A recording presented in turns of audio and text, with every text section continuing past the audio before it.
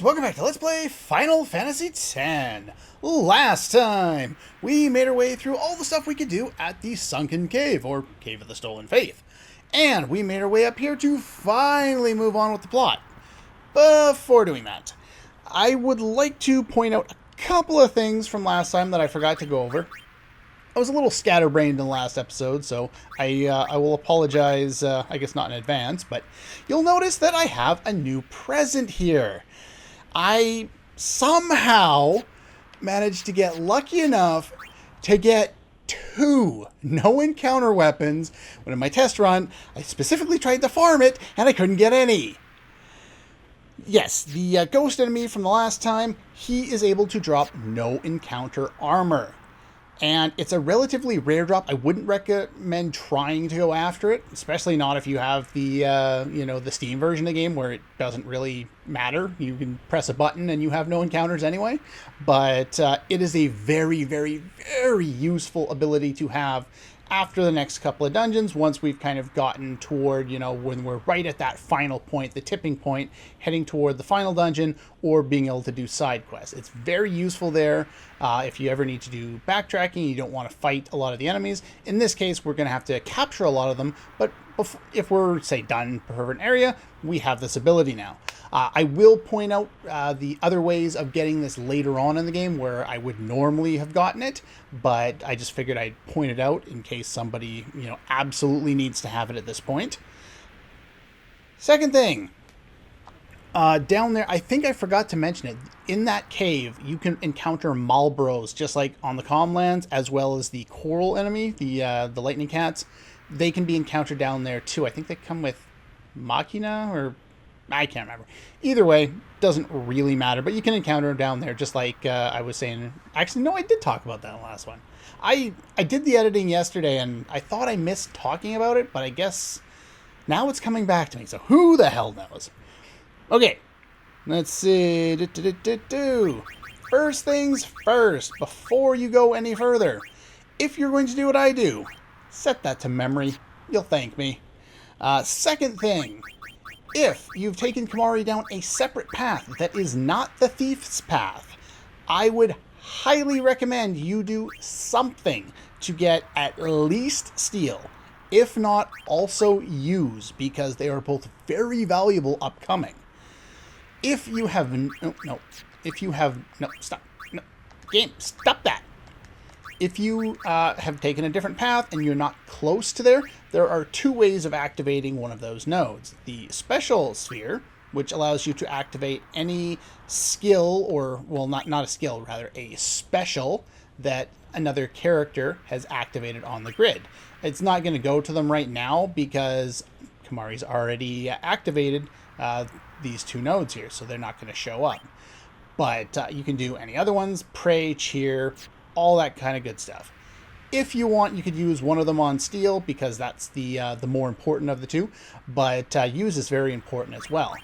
The other way of doing things is by making use of the teleport sphere, which allows you, as you can see here, move to any node activated by an ally. So any node that an ally has already activated, in the case, Riku would have already activated these 2, you could warp right there, get the 2, and then either move them on from there or warp back. You should have 2 teleport spheres. I believe we got these in Bikanel Desert, I think. Maybe? Maybe not. I don't know. Okay, we've done that. Make sure you have that. As far as equipment goes for Kimahri, I would recommend a weapon with sensor. The Hunter Spear is a very good choice. Obviously, if you brought him down Lulu's path, you'll want him to have the magic thing, and it may not have an empty slot. I would find something that has sensor. You can always make use of the ability that he's learned on the grid, which is scan, but that takes a turn to use, and sensor is just automatic, so I prefer that. I would also highly recommend the red armlet for an upcoming fight here. The other thing you could use is if you happen to get a lucky armor, or you bought one of those armors or something like that, you could put some defense or some HP or some elemental protection, all of which will be particularly useful upcoming. If you're planning on using his overdrive, I don't know why you would, but if you are planning on using his overdrive, you probably want to set it to Stoic as opposed to Comrade, where it usually will be at this point in the game, or Slayer, depending on how you're using him. Once we've got all of that set up, and we've saved, then we can move on. There is one other thing of note. If you picked up the pendulums from the side quest at the Remium Temple, the Chocobo side quest, you may want to customize those to an armor for Kimahri. I'm choosing not to, but it's entirely an option depending on what you want to do. I'll explain more in a moment. Haven't you bothered us enough? Summoner may pass. Guardians may pass. Kimahri not pass. Nope. Kimahri shame Ronzo brothers. Kimahri forget his birth. Forget his people. Forget his mountain. Little Ronzo. Weakling Ronzo. There are a couple of Mountain bullies, hate the weak. Hate the small. If you will climb, but I kind of find them amusing. then I must prove my strength. Think you will win? Yes. You not forget who took your horn. Never forget. Kimahri never beat Brother Biran. Never win. This time, I win. I will win. Strange delivery on that Why, line. you... This some kind of Ronzo thing? Kimahri problem.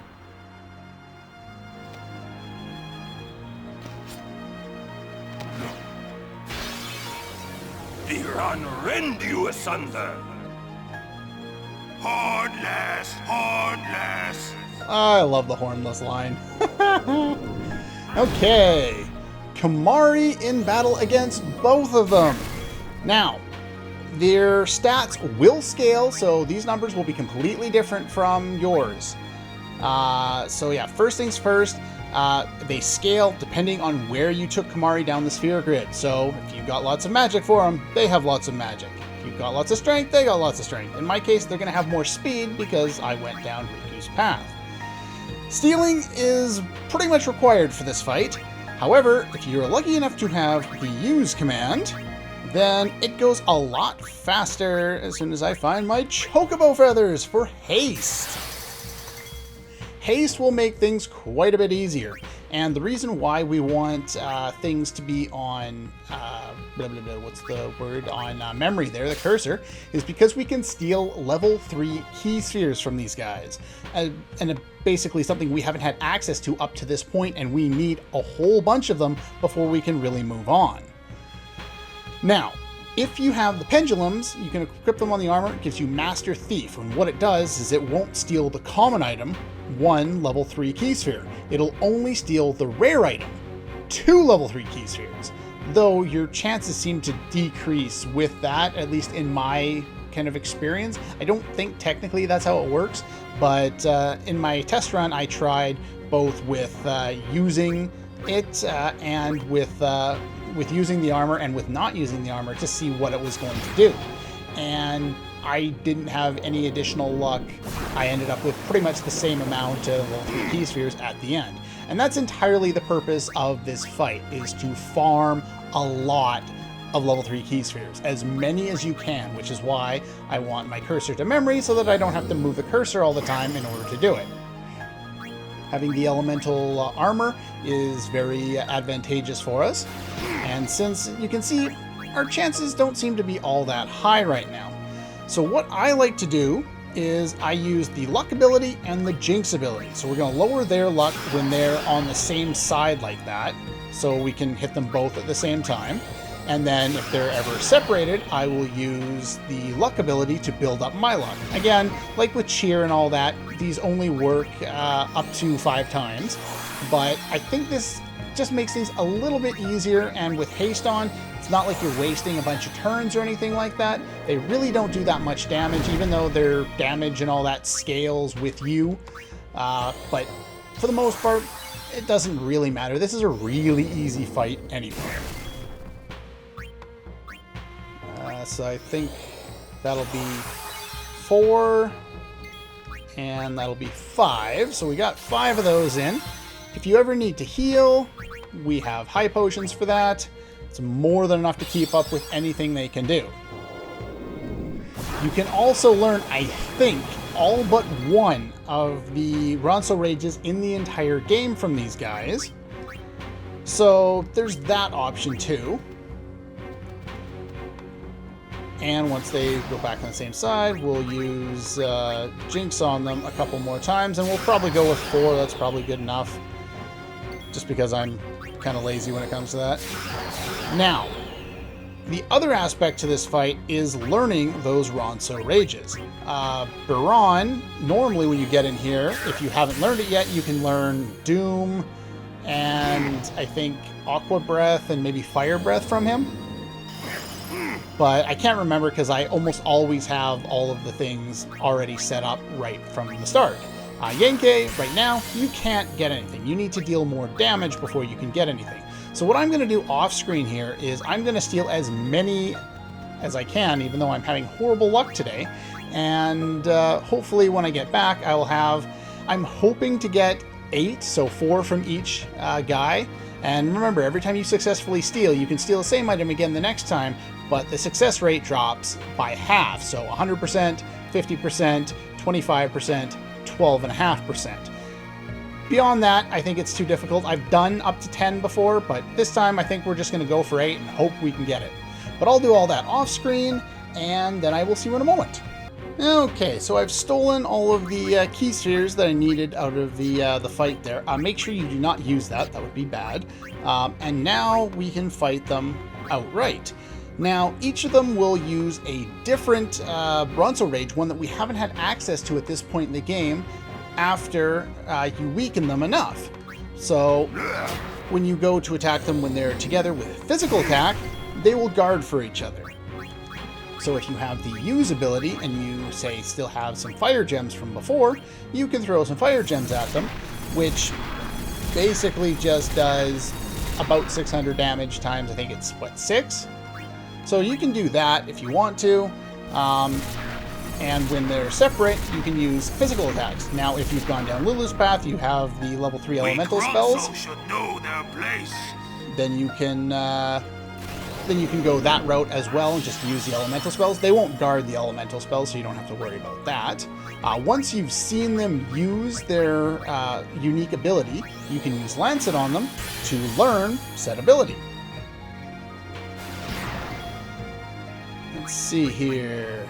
So we've done that. So now they're apart, so they won't guard for each other. You do not want to kill Yankee first. You want to make sure you get both abilities from both Ronzo before killing either of them. And eventually we'll want to kill Yankee first because he can heal. I believe he can still cast White Wind more if he wants to. This is the strength of Kimahri. I believe it's when you get them to like 40 or 50% of their HP, then they'll use their own special ability, and that's good. You may have wanted to, let's see, we'll lance at you. You may have wanted to use a white magic sphere to learn Dispel for Kimahri for this fight. Also note that if you want to, in your use command here, you could have used a light curtain or a lunar curtain to inflict shell or protect on you if you're taking too much damage and you don't want to heal as often. That's entirely up to you. Let's see here. Yes, he's got null, all the nulls, shell, and protect, so I won't be able to do anywhere close to the same amount of damage unless I critical.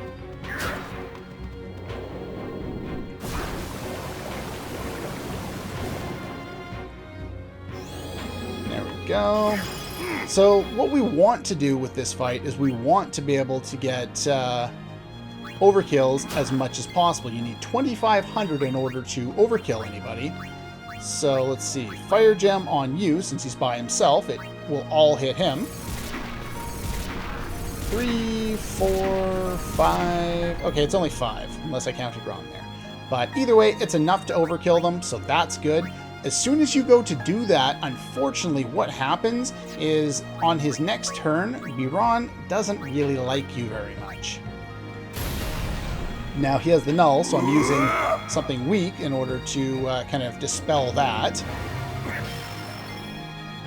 But yeah, once you kill Yankee, Biron will cast Berserk on himself, and if you haven't learned Mighty Guard at that point, then you're never going to be able to learn it because he's in Berserk, unless you can somehow remove it. I don't believe I have anything. The Tetra Elementals we stole from Seymour a long time ago fully restores HP and casts Null All on the party, so all 4 Null spells if you want that same kind of protection in here. I don't think I have any way of getting rid of... Don't think so. Do I? Oh, there you go. Dispels magic effects. Purifying Salt. That's a rare, really rare item that I was able to steal, so I'm... You know what? Whatever. We'll use it anyway. I just hope it doesn't actually kill him. You know what? Before I do that, I'm actually going to use a high potion on him because I don't want him to... I don't want him to die from this. I want to be able to dispel... There we go. I want to dispel, but then I want to be able to... now that I've dispelled all of his buffs there, save for Berserk, I can use a Fire Gem to make sure that I get the overkill. You may not be able to get the overkill on him unless you have a way of dispelling things like I did there. And you want to be able to overkill him if at all possible. The other thing you could do is, you know, maybe just have outright enough damage. Kimahri Ronzo. But anyway, that's the entire point of this fight, is being able to steal all those level 3 key spheres, and you get return spheres, 2 for each overkill that you manage in the fight. And those will be useful as well. Is Kimahri. Biron is happy. But yeah, it's not a difficult fight. The only difficulty really is making sure to get as much out of the fight as possible between the stealing, between the drops. Mount Gagazet. Anyway. I honor the name of strong warrior who defeats Biron. Remember always, Gagazet, that name is Kimahri. Mountain knows Kimahri strong. Kimahri may pass. No more Hornless. Summoner, we Ronzo will stop pursuers from temple. There are pursuers? Truly? Penance for breaking Kimahri's horn long ago. We crush enemies following behind.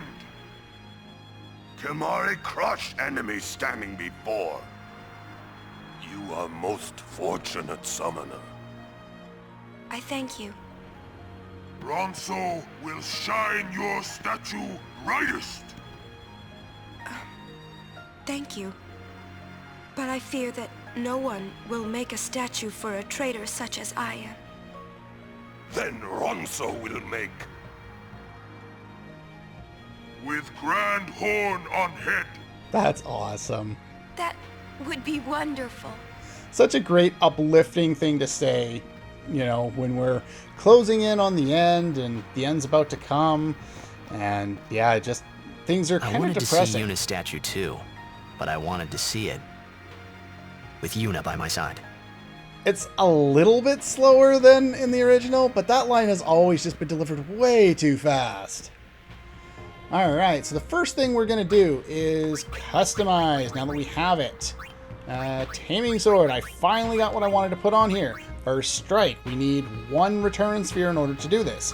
Now, there's a specific reason I'm putting this on Titus's weapon. Same reason why he was the best choice to have the Sonic Steel earlier. Not that I had a choice, but he's the best person to have First Strike because he has the Flee ability. And so that will make things easy if we ever need to make use of that.